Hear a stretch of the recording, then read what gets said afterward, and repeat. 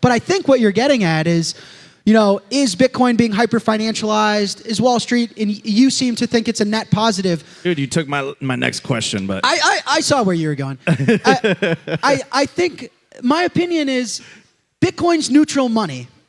And it's very it's antithetical, it's hypocritical for a Bitcoiner to say, Bitcoin's for all, Bitcoin empowers the individual, but kick BlackRock out. But what's the right balance, Jack? Right? What's the right balance between individuals? You don't. Okay, that's a great answer. No, it's a very honest answer. No, I have an opinion, but again, a common theme here is my opinion doesn't matter. What is important is that as a free market proponent, an activist, I should express my opinion, not only through my voice, but through my time, my energy, my effort, my labor, my capital. And I'm doing that. I've built Strike, I've built 21, and if I'm wrong, I will fail. And that's good. And if I'm right, I will have more capital and more money and more time and energy to continue to vote with what is more powerful than words. Words are... Unfortunately, people have a lot of words for me, but the exchange rate in words to Bitcoin is 0. I can't stack any sats with your words, with your opinions, with your ideas. You gotta do the proof of work. That's the only reason this thing works. And so my opinion is Bitcoin's neutral money. Everyone needs money. It is akin to water to a functioning society. For us to scale society, we need division of labor. We need the ability to take value we're creating now and store it into the future. That is just fact. BlackRock needs that. The US government needs that. Individuals need that. Third world countries need that. We all need that. And so the free market will figure it out. Also, part of me taking a company public was getting in their arena. Tether and I also think that Bitcoin wasn't represented properly in these circles, and we wanted a voice at the table. That's also like a reality too. So I think it's important. Listen, if Bitcoin is to fail because BlackRock adopted it, it was never going to work. Yeah. We have to fight within the free market realm to express Bitcoin and what we think it should be. And I think it's a great thing that countries and Wall Street and institutions are adopting it. If you look at gold, is over 50% of gold is held with governments and corporations. That percentage for Bitcoin it's fucking tiny. It's like less than 10%. I think one of Satoshi's greatest ingeniouses was he got it out to the people. Somehow, if he went to Goldman Sachs and said, I solved the Byzantine generals problem, let's IPO this thing on Wall Street, it would have never worked. We're fucked. Goldman Sachs would have had a 25% pre-allocation. Wall Street would have took it public. They would have had another 25%.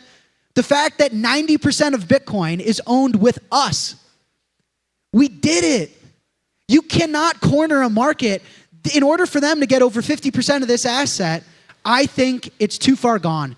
You'd have to bid this thing. There aren't 50% of it for sale. I don't believe that. You'd have to bid it to such a fiat price where I wouldn't exchange fiat for it anymore.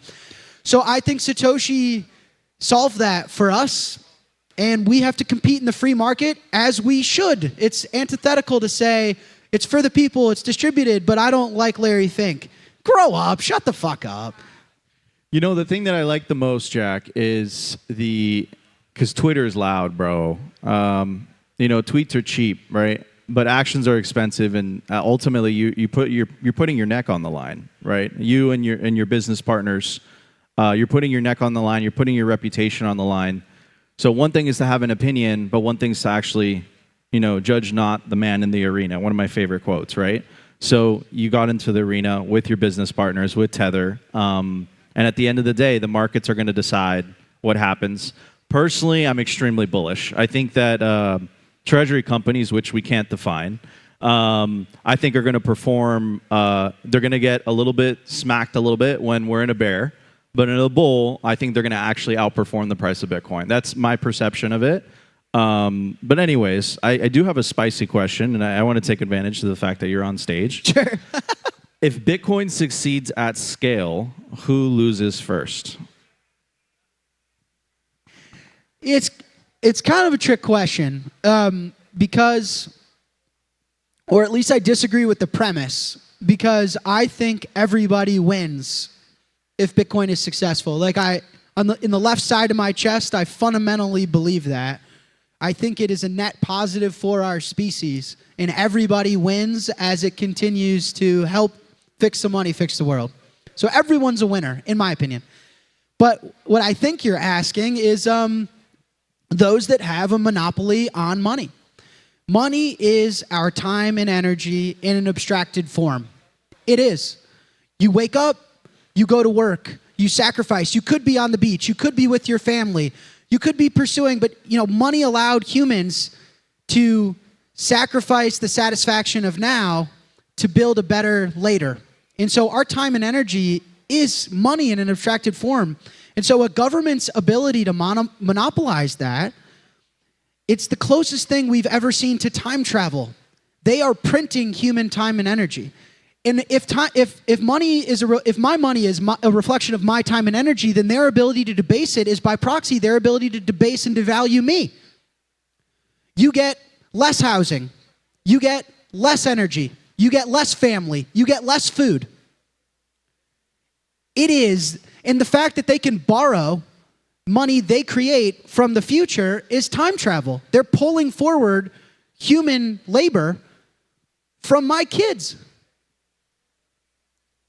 And so the biggest losers are those that are able to debase, manipulate, extract, and control human effort.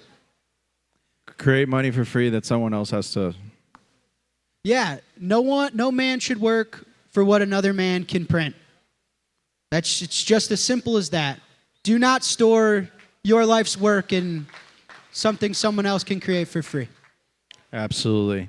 So Jack, what are some of the things that you've learned as an entrepreneur over, these years? Bro, what you've built with Strike is amazing. What you're doing with Tether with 21 is amazing. Huge Thank fan. you. What are some things that you have learned along the way that, looking back, you're like, maybe I could have done something different. Maybe I should have, taken a left and not a right, or taken a right and not a left. Yeah. Maybe I shouldn't have sped here and should have slowed down. What are some lessons that you've learned as an entrepreneur? Dude, you're quite young, bro. You're like 2 years younger than me. I didn't even know that. Thought we were the same age. What are some lessons that, if you had a time machine, you could travel back and be like, yo, Jack, dude, don't do this. Yeah. I'm sensitive because I know we don't have unlimited time up here. I could tell you guys a lot of fucked up stories, but I think to me it goes back to ego, proof of work, lowering your time preference, and I think the truest expression of being human is being part of something bigger than yourself and being part of something that will last longer than you will. The most innate ability of performing that is family. Family is, by math, bigger than you. You can't reproduce a child, just yourself. And family in your bloodline, by reproducing, will last longer than you. Now, Bitcoin, I think, is another expression of that. And so I'll give you a concrete example. When I started Strike, I was very young. And what happened here in this country with the announcement of El Salvador, and we partnered with Twitter, a lot of the VC Silicon Valley investors got around me, and it was a pretty bad situation. I didn't know much. I had to learn a lot. And the most real painful lessons I learned was my job as an entrepreneur. I thought my job was to predict the future and tell you guys what the future was going to be, what you want, and effectively command. I was like, Lightning Network is going to do this. Countries are going to do this. Everyone else is wrong. I'm right. I'm a founder. My job is to predict the future. And it was an extraordinarily humbling experience where all of this is bigger than me. I need to shut the fuck up and just listen. I work for customers. I work for the people. I should listen more than I speak. And my job is to be a humble participant in what everyone else needs from me. And Strike went from a startup that was failing on trying to do Lightning and trying to do all sorts of stuff when the world wasn't ready for it. And that's not what our customers wanted, and that's not what Bitcoin needed from me at the moment. And when FTX fell apart and the industry fell apart, Bitcoiners came to me and said, dude, We think Lightning will work someday, but right now, we just need a trusted institution from a Bitcoiner that we know isn't full of shit, that we can buy Bitcoin from, that we can take out a loan from, that we can store our Bitcoin with, that can actually get a license in Europe, that can go into Wall Street meetings and hold their heart in the right place. And that was when we pivoted and when I killed my ego. And I was like, I'm wrong all the time, and my job isn't to predict the future. My job is to listen to you guys and build what you need and be profitable and put my money where my mouth is. And so that was the biggest lesson. And again, it goes into proof of work, ego, being part of something bigger than myself, and hopefully building something that will last longer than me.